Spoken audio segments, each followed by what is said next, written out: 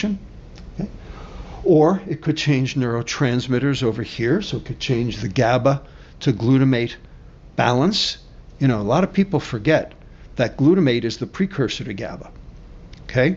And so there's a glutamate to GABA cycle, and that is under the control of different enzymes that are manipulable. And glutamate is excitatory, and GABA is inhibitory. And so if you have a problem converting one to the other, guess what? You might go friggin' crazy. And indeed, people do. Okay? GABAergic transmission, changing glutamate transport, which could lead to anxiolytic effects, etc. Okay? Everybody got it? In addition, maybe more cholesterol, and cholesterol can be converted to pregnenolone, which can then be converted to allopregnanolone. And allopregnanolone binds to the progestin receptor and can cause reduction in CNS output. So it's a mild sedative. Okay?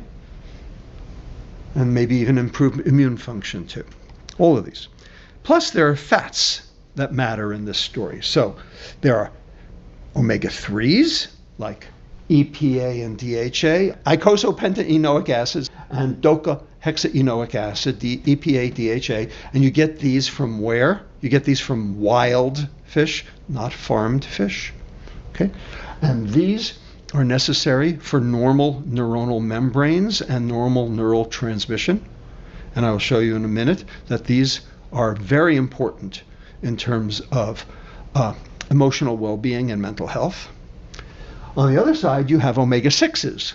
And omega-6s all come from this guy over here, linoleic acid, which is in seed oils. And this is pro-inflammatory because it is the precursor to arachidonic acid. And arachidonic acid is the precursor to prostaglandins, thromboxanes, and leukotrienes, all pro-inflammatory. So we know that inflammation of the brain leads to mental health disorders. And so keeping that inflammation down is necessary. So you need a omega-6 to omega-3 ratio that basically allows for normal neural connectivity and transmission and doesn't allow for inflammation. Well, that omega-6 to omega-3 ratio optimally should be about 1:1. Maybe even up to 3:1, 4:1. Our current omega-6 to omega-3 ratio is 20:1. And the question is, does that have detrimental effects? Well, we know that poor psychiatric health is linked to persistently low omega-3s. In fact, significant depression and schizophrenia too, all with low omega-3s. Now, is that an epiphenomenon? Is that a primary phenomenon? Is it correlation? Is it causation? Obviously, you can't tell from this kind of study.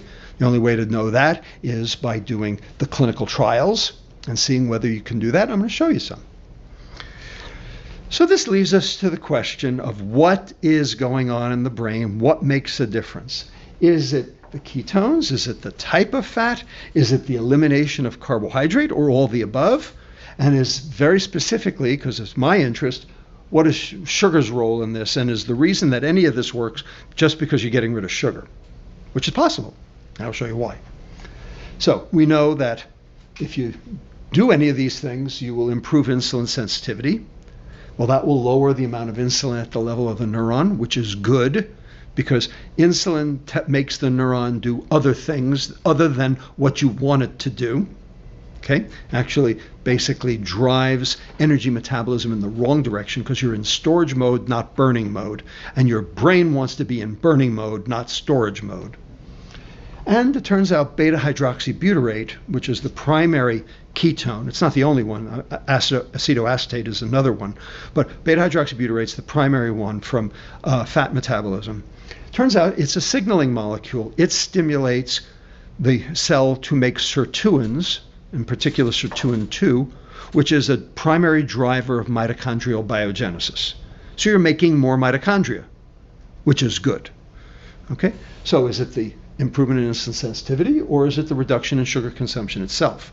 We don't know because no one's ever tested just sugar reduction against carbohydrate reduction to find that out. So these are still open questions. And every time I go to a talk or a symposium about metabolic psychiatry, this is the question I ask. And no one can answer it yet.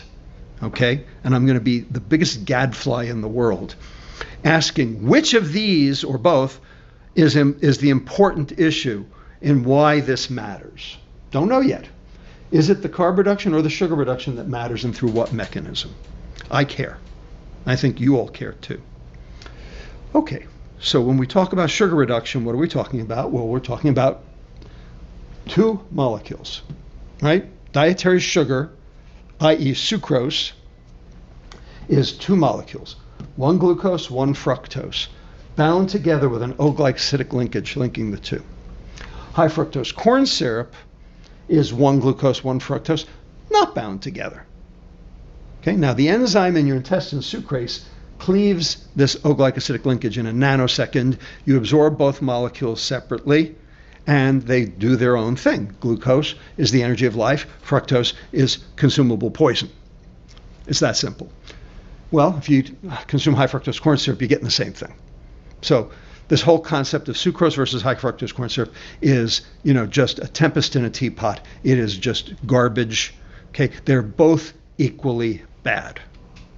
Okay, but of course the sugar industry will tell you it's the high fructose corn syrup, and the high fructose corn syrup industry will tell you it's the sugar, and because they're all competing for market share.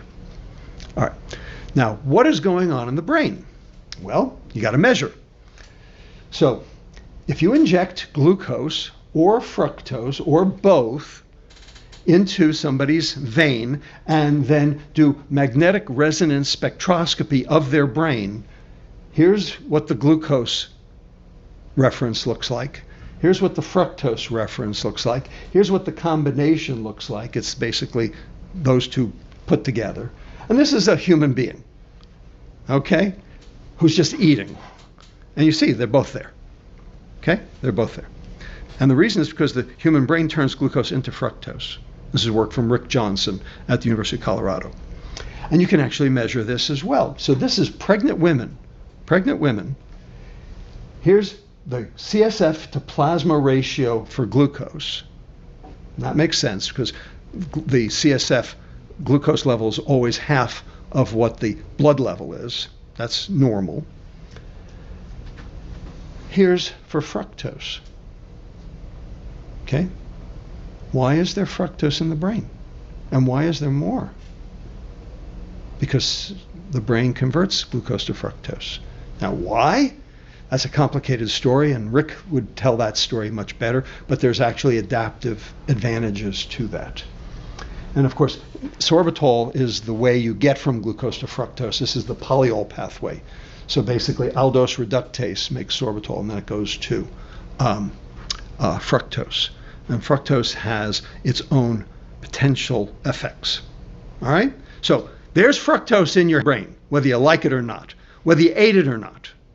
All right? It's just a question of how much and what's it doing.